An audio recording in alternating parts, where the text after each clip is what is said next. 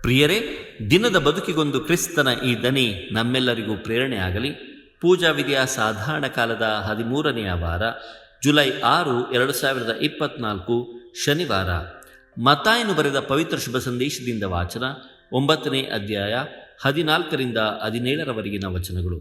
ಆ ಕಾಲದಲ್ಲಿ ಯೋವಾನನ ಶಿಷ್ಯರು ಯೇಸುವಿನ ಬಳಿಗೆ ಬಂದರು. ನಾವು ಫರಿಸಾಯರು ಉಪವಾಸ ವ್ರತವನ್ನು ಕೈಗೊಳ್ಳುತ್ತೇವೆ, ಆದರೆ ನಿಮ್ಮ ಶಿಷ್ಯರು ಏಕೆ ಹಾಗೆ ಮಾಡುವುದಿಲ್ಲ ಎಂಬ ಪ್ರಶ್ನೆ ಹಾಕಿದರು.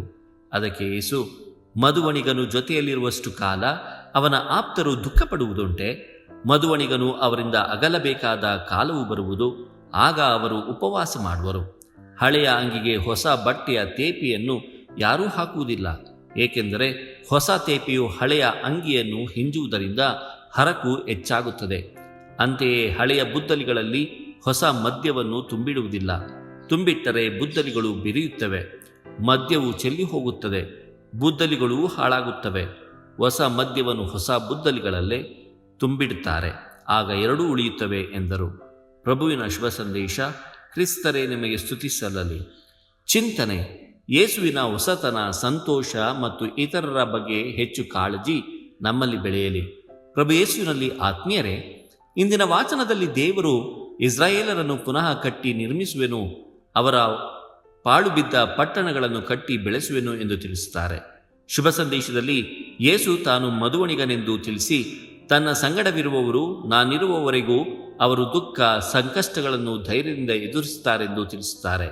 ಶಿಷ್ಯರಲ್ಲಿ ಯೇಸುವಿನ ಗುಣಗಳು ಹೊಸತನವನ್ನು ಹಾಗೂ ಆರೋಗ್ಯವನ್ನು ರೂಢಿಸುತ್ತದೆ ಎಂದು ತಿಳಿಸುತ್ತಾರೆ. ಆದ್ದರಿಂದ ನಾವು ಯೇಸುವಿನಲ್ಲಿ ನೆಲೆಗೊಂಡರೆ ನಾವು ಉಪವಾಸ ಕೈಗೊಳ್ಳಬೇಕಾಗಿಲ್ಲ.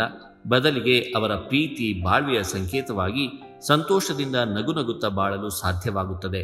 ನಮ್ಮಲ್ಲಿಯೂ ಈ ಯೇಸುವಿನ ಹೊಸತನ, ಸಂತೋಷ ಮತ್ತು ಇತರರ ಬಗ್ಗೆ ಹೆಚ್ಚು ಕಾಳಜಿ ಬೆಳೆಯಲೆಂದು ಈ ದಿನ ಪ್ರಾರ್ಥಿಸೋಣ. ಸಂತರ ಸ್ಮರಣೆ. ಆತ್ಮೀಯರೇ, ಇಂದು ನಾವು ಸಂತ ಮರಿಯ ಗೊರಟ್ಟಿರವರ ಸ್ಮರಣೆಯನ್ನು ಮಾಡುತ್ತಿದ್ದೇವೆ. ಇವರ ಕಾಲಾವಧಿ ಕ್ರಿಸ್ತಶಕ 1890ರಿಂದ 1902ರವರೆಗೆ. ಸಂತ ಮರಿಯ ಗೊರಟ್ಟಿರವರು ಇಟಲಿಯ ಮಾರ್ಚೆ ಪ್ರಾಂತ್ಯದ ಕಾರಿನಾಲ್ಡೋ ಎಂಬಲ್ಲಿ ಬಡ ರೈತ ಹಾಗೂ ದೈವ ಭಕ್ತ ಕುಟುಂಬದಲ್ಲಿ ಜನಿಸಿದರು. ಉದ್ಯೋಗವನ್ನು ಅರಸುತ್ತಾ ರೋಮ್ನ ಸಮೀಪವಿದ್ದ ನೆಟ್ಟುನೋ ಎಂಬ ಪುಟ್ಟ ಗ್ರಾಮದಲ್ಲಿ ಬಂದು ನೆಲೆಸಿದರು. ತಂದೆಯ ಮರಣದ ಬಳಿಕ ಕುಟುಂಬದ ಜವಾಬ್ದಾರಿಯ ಹೊಣೆ ಗೊರಟಿಯವರ ಮೇಲೆ ಬಿತ್ತು. ತಮ್ಮ 12ನೆಯ ವಯಸ್ಸಿನಲ್ಲಿ ಅಲೆಸಾಂಡ್ರೋ ಎಂಬ ಶ್ರೀಮಂತ ಯುವಕನ ಲೈಂಗಿಕ ಕಿರುಕುಳಕ್ಕೆ ವಿರುದ್ಧವಾಗಿ ಧ್ವನಿ ಎತ್ತಿದ್ದರ ಪರಿಣಾಮವಾಗಿ ಚೂರಿಯ ಇರಿತಕ್ಕೆ ಒಳಗಾಗಿ ಜೀವ ಮರಣದ ನಡುವೆ ಹೋರಾಟ ಮಾಡುತ್ತಿದ್ದಾಗ ಅಲೆಸಾಂಡ್ರೋನನ್ನು ಮನಸ್ಸಾರೆ ಕ್ಷಮಿಸಿ ರಕ್ತಸಾಕ್ಷಿಯಾಗಿ ಮಡಿದರು. ಸಂತ ಮರಿಯ ಗೊರತ್ತಿರವರೇ ನಮಗಾಗಿ ಪ್ರಾರ್ಥಿಸಲಿ. ದೇವರು ನಮ್ಮೆಲ್ಲರನ್ನು ಆಶೀರ್ವದಿಸಲಿ. ಇದು ಧ್ವನಿ ಮಾಧ್ಯಮವನೆಯ ಕೊಡುಗೆ. ಧ್ವನಿ ವಂದನೆಯ ಸ್ವಾಮಿ ಶಾಂತಕುಮಾರ್ ಜೆ, ಬೆಂಗಳೂರು ಮಹಾಧರ್ಮ ಕ್ಷೇತ್ರ.